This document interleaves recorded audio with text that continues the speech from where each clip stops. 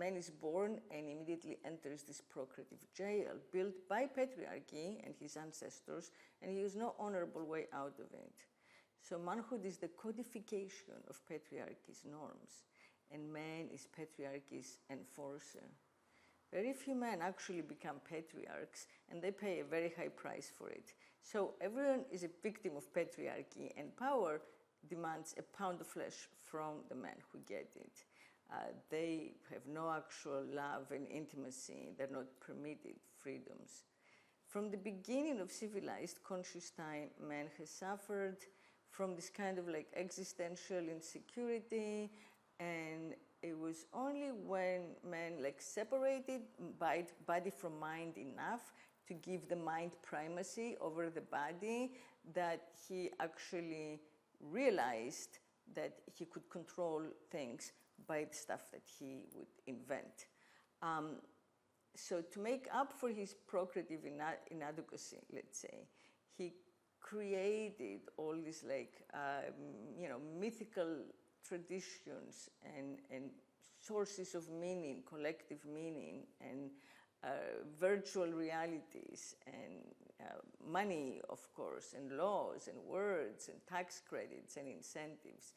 And he has been forced to buy love for thousands of years. He's overdoing it now because none of it is necessary anymore. So, but it all starts from the procreative act, right, the reproductive act. Why does man feel indebted to the woman who carries his sperm, right, his seed, and why is he compelled to repay her with a dwelling, with financial support for life, with everything else? Attention, why does he reenact every time he has sex with a fecund woman this pantomime of, paid procreation?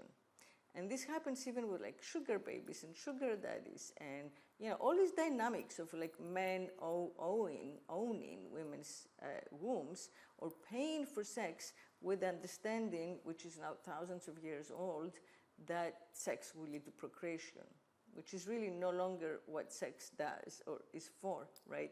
So, and in this way, women are also trained to understand financial support as love, and spending a man's money as a way, as proof that she's honored or loved, right? So all of this justifies our mutual lack of authentic choice, because it's actually the purchase of choice.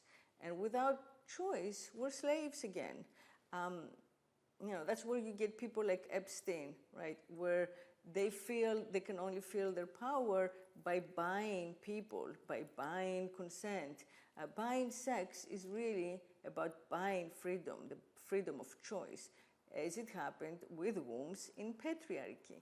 Buying sex confirms the unreal power of men that's represented by money, to buy anything and anyone, to buy willpower, conscience, allegiance, right?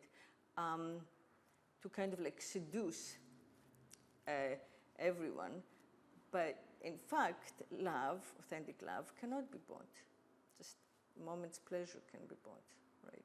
So how can we let men off this procreative hook and let them find themselves and free themselves? Well, the way to do it is to allow women to be householders, procreative women, not working women, but women who are mothers, right? Because we can't be equal as long as the men are doing the pain. So what do they need for their money and their hard work that earned them that money? They just want to feel included. And I feel that feminism failed to support men, failed to separate sex from money, meaning sex from patriarchy's procreation.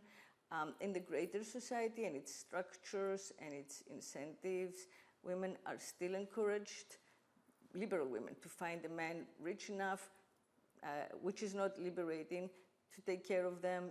The rich older man thing, a relationship in which money becomes a substitute for love, is not natural, and it's not authenticating or liberating any of us.